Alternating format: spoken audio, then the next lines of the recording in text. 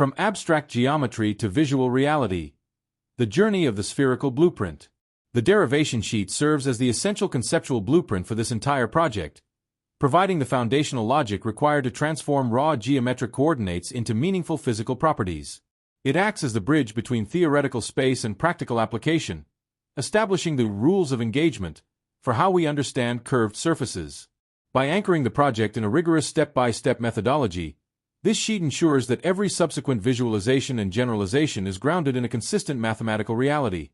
The sequence diagram brings this blueprint to life by mapping out the procedural workflow. It illustrates the assembly line of the derivation, showing how the process begins with a raw definition of a surface and moves through an essential intermediate stage where space is stretched to account for its curvature. This diagram highlights the functional role of the mathematician as they guide parameters through an integration process that culminates in two distinct outputs: final geometric results and the logic used to drive the digital animations. It emphasizes that the transition from a standard hemisphere to a more complex spherical cap is not a random change, but a purposeful adjustment of constraints within the same established system. While the sequence diagram focuses on the how, the state diagram captures the what and the where of the logical journey.